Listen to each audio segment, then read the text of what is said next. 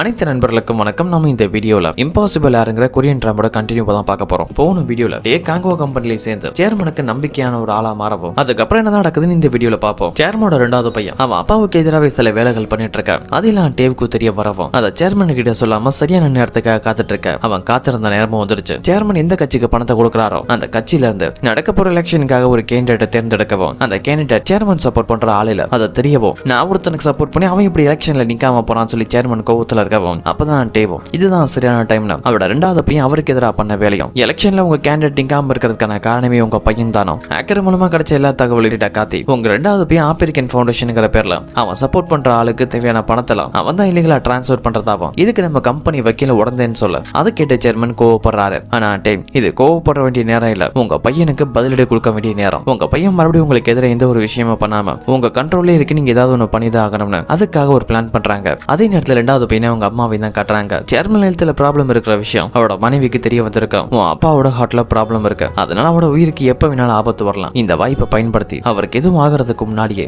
நீ தான் மொத்த காங்குவாவே ஆளணும்னு சொல்ல அதுக்கு ரெண்டாவது பையனும் அப்பாவோட ஹார்ட்ல ப்ராப்ளம் இருக்கு, அதை நினைச்சு உங்களுக்கு கவலை இல்லையான்னு கேட்கவும், மகனே உன் அப்பா மேல எனக்கு கவலை இருக்கு, அதை விடவும் அதிகமா ஓ மேல பாசம் இருக்கு, அவருக்கு அப்புறம் நீ தான் காங்குவாவுக்கு சேர்மன் ஆகணும், அதுக்காக நான் என்ன வேணாலும் பண்ணுவேன்னு சொல்ல கட் பண்ணி இப்ப நாகே தான் காட்டுறாங்க. அவங்க எலெக்ஷன் பார்ட்டி ஆபீஸ்ல இருந்து வெளியில வரும்போது அவங்களுக்காக தான் காங்க அங்க வெயிட் பண்ணிட்டு இருக்கவும், நாகே வரேன் நம்ம பீச்சுக்கு போலான்னு சொல்லி இன்வைட் பண்ணவோ அவங்களும் இந்த நேரமா ஆச்சரியப்பட்டா காங்கோட வீட்டுக்கு கூட்டிட்டு வந்து ப்ரொஜெக்டர்ல பீச்சோட வீடியோவை காட்டி, நாகி நான் பல வருஷமா காத்துட்டு இருக்கேன், நீ நானும் மேரேஜ் பண்ணிக்கலாமான்னு கேட்க நாகி பதில் சொல்ல முதல்ல தங்கினாலும் கடைசியில கல்யாணத்துக்கு ஒத்துக்க இப்ப சேர்மனை தான் காட்டுறாங்க. அவரோட வக்கீல கால் பண்ணி சில முக்கியமான வேலைகள் இருக்கு, மில்டன் டீமோட என்ன பார்க்க வாங்கன்னு சொல்ல இந்த மில்டன் டீம்ங்கிறது காங்கோட ஒரு வக்கீல் குரூப். அதை கேட்ட உடனே வக்கீலும் எதுக்காக திடீர்னு சேர்மன் என்ன பார்க்க வர சொன்னாரு, எதுவும் ப்ராப்ளமா இருக்கான ஒரு தயக்கத்தோடைய மில்டன் டீமோட ஒரு மீட் பண்ண வரவும், அப்பதான் சேர்மன் தான் ரெண்டாவது பையன் கண்ட்ரோல்ல இருக்க ரிசோர்ஸ் கம்பெனிக்கு தன்னோட கண்ட்ரோலுக்கு கொண்டு வர போறதாவோ அதுக்கான லீகல் ஒர்க் பார்க்க தான் உங்க எல்லாருமே வர சொன்னதா சொல்ல அதை கேட்ட வக்கீல் அதிர்ச்சியானாலும் அதை வெளியில காட்டிக்காம இருக்க. அப்பதான் டேஸ்ல கவர் சொல்ல அங்க வரவும், இப்ப நடக்க போற மீட்டிங் நடக்க போற வேலையை ரொம்ப முக்கியமானது,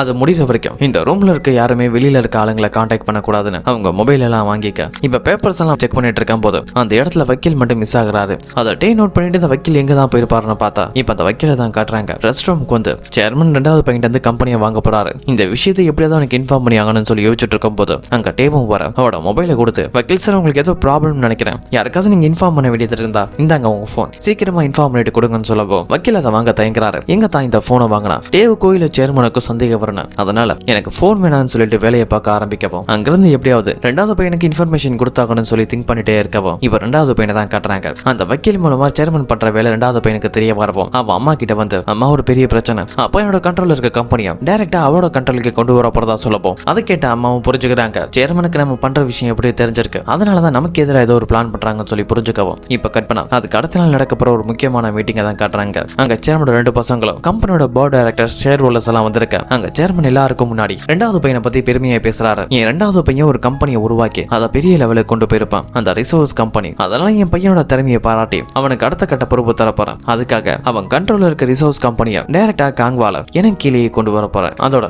அந்த கம்பெனில வைஸ் பிரசிடென்ட் அந்த என் பையனை நான் வேற ஒரு டிபார்ட்மெண்ட்டுக்கு மாத்த போறேன், அந்த டிபார்ட்மெண்ட்டுக்கு என் பையன் தான் பிரசிடென்ட், நெட்வொர்க் செக்யூரிட்டி டீமோட பிரசிடென்ட் ஆக்கவா. அதை கேட்ட மூத்த பையனும் அப்பா தம்பிக்கு ப்ரொமோஷன் கொடுக்கல, அதுக்கு பதிலா அவனுக்கு பாடம் கத்து தராருன்னு புரிஞ்சுக்கவும் ரெண்டாவது பையனுக்கு என்னதான் பண்றதுன்னு தெரியல. அப்பாவை எதிர்த்தும் பேச முடியாது, இப்ப ஏதாவது பேசினா பிரச்சனையாகும்னு சொல்லி யோசிக்க அப்பா கொடுத்த பொறுப்பை ஏத்துக்கிறான். அதோட இந்த நெட்வொர்க் செக்யூரிட்டி டீம்ங்கிறது காங்கோ ஒரு கம்பெனியா இருந்தாலும் அதோட வேலைகள்லாம் பொருள் விற்கிறதுலாம் அதெல்லாம் அதிகமா இன்டர்நெட்ல தான் விற்பாங்க. அப்படி இருக்கிற இன்டர்நெட் சர்வீஸை பாத்துக்கிறதும் அதுல எந்த ஒரு ப்ராப்ளம் வராம, அதாவது ஹேக்கர் பக்குன்னு அந்த கம்பெனியில் நெட்வொர்க் சம்பந்தப்பட்டு எந்த ஒரு இன்சுவும் வராம அதை பத்திரமா பாக்குறதா செக்யூரிட்டி டீமோட ஒர்க். அதுதான் பிரசிடென்ட் கொடுத்திருக்கவும் அதோட சேர்மன் அந்த மீட்டிங்ல எல்லாருக்கும் முன்னாடி இனிமேல் ரிசோர்ஸ் கம்பெனியோட முக்கியமான பொறுப்புல இருக்க போது ப்ரொஃபசர் தான் சொல்ல அதை கேட்டு ரெண்டாவது பையன் அதிர்ச்சி ஆகிறான். ஏன்னா இந்த ரெண்டாவது பையன் கம்பெனி டெவலப் ஆனதுக்கு அப்புறம் இனிமேல் ப்ரொஃபசரோட உதவி தேவைப்படாதுன்னு அவரை கழட்டி விட்டு வேலையை விட்டு அனுப்பியிருப்பான். இதான் அவரை மீட் பண்ணி எந்த கம்பெனில இருந்து உங்களை துரத்துனாங்களோ அந்த கம்பெனிக்கு மறுபடியும் உங்களுக்கு வர வாய்ப்பு இருக்குன்னு ரெண்டாவது பையனுக்கு எதிராகவே அவரை திருப்பி அந்த ப்ரொஃபசருக்கு சேர்மன் மூலமாவே முக்கியமான பொறுப்பையும் கொடுக்க டேவோட பிளான் கரெக்டா ஒர்க் ஆக. அதே டைம் இப்ப இன்டர்நெட்ல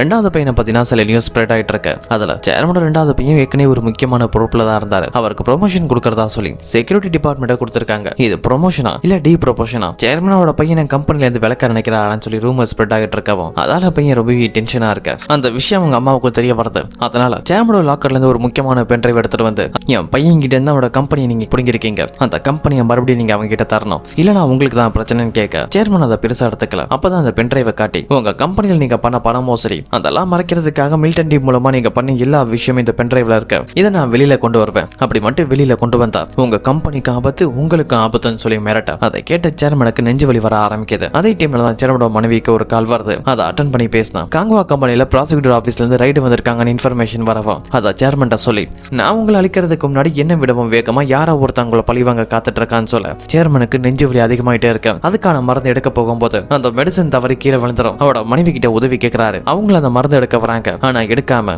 என் பையன் சேர்மன் ஆகணும்னா அதுக்கு நீங்க உயிரோட இருக்க கூடாது, நம்ம பையன் நல்லா இருக்கு, இதை நான் செஞ்சே ஆகணும். இறக்கமே இல்லாம அங்க இருந்து போகவும் அவங்க போன கொஞ்ச நேரத்துல டீ அங்க வரவும் சேர்மனோட நிலைமையை பார்த்துட்டு அவர் ஹாஸ்பிட்டல் அட்மிட் பண்ண இந்த விஷயம் ப்ராசிக்யூட்டர் டீம்ல இருக்க ஒரு முக்கியமான ஆளுக்கு தெரிய வருது. இவரை நம்ம ப்ராசிக்யூட்டர்னு சொல்வோம். சேர்மனோட கம்பெனில ரைட்ல இருக்கும் போது சேர்மனுக்கு அட்டாக் வந்த விஷயம் தெரியவும் ப்ராசிக்யூட்டர்ஸ்க்கு அவரோட ஐரா ஆபீசர் கால் பண்ணி உடனே ரைடை ஸ்டாப் பண்ணுங்கன்னு சொல்ல அந்த ப்ராசிக்யூட்டர் டென்ஷன் ஆகுறாரு. ஏன்னா காங்வா கம்பெனி ஒரு பெரிய நிறுவனம், அதை சுலபமா ரைட் பண்ண முடியாது. ஆனா அதுக்கான ஒரு வாய்ப்பு கிடைச்சோம், அந்த வாய்ப்பு தான் கையை விட்டு போயிடுச்சுன்னு சொல்லி கோவத்துல இருக்க கட் பண்ணா இப்ப ஹாஸ்பிட்டல் அட்மிட் ஆன சேர்மனை பாக்குறதுக்காக அவரோட மொத்த குடும்பம் வந்திருக்கவும் அங்கதான் மூத்த பையன் இருக்க. அவன் சித்தியை பார்த்து கடைசி அப்பாவை மீட் பண்ண போனது நீங்க தான், எனக்கு தெரியும், அப்பாவை என்ன பண்ணீங்க, அப்பாவுக்கு ஏன் இப்படி இருக்குன்னு சொல்ல அப்பதான் சித்தியும் தனக்கு எதுவுமே தெரியாத மாதிரி நான் அப்பாவை பார்க்க போகும்போது அவர் நல்லதா இருந்தாரு, அதுக்கப்புறம் தான் ஏதோ ஒன்று அவருக்கு ஆயிருக்கு, அதோட உன் அப்பாவோட ஹார்ட்ல ஏற்கனவே ஒரு பிரச்சனை இருந்திருக்கு, அதனால கூட உன் அப்பாவுக்கு மறுபடியும் ஹார்ட் அட்டாக் வந்திருக்கலாம்னு சொல்ல ஆனா மூத்த பையன் அதை நம்பவே இல்லை. தான் சித்தி கிட்ட அப்பாவோட நிலைமைக்கு நீங்க தான் காரணம்னு சொல்லி சண்டை போட்டுட்டு இருக்கவும் அப்பதான் டீ அங்க வரான். சேர்மன் ரெஸ்ட் எடுக்க வேண்டியது இருக்கு, நீங்க எல்லாருமே இங்க இருந்து கிளம்பலாம்னு சொல்ல மூத்த பையனும் டே வேலைக்காரனாயே நான் பார்க்க வந்திருக்கிறது எங்க அப்பாட, அவர் நாங்க பார்க்க ஓ அனுமதி தேவையான்னு கேட்க அப்ப சித்தியம் சேர்மன் மேல அக்கறை இருக்க மாதிரியே சேர்மன் ரெஸ்ட் எடுக்கட்டும்,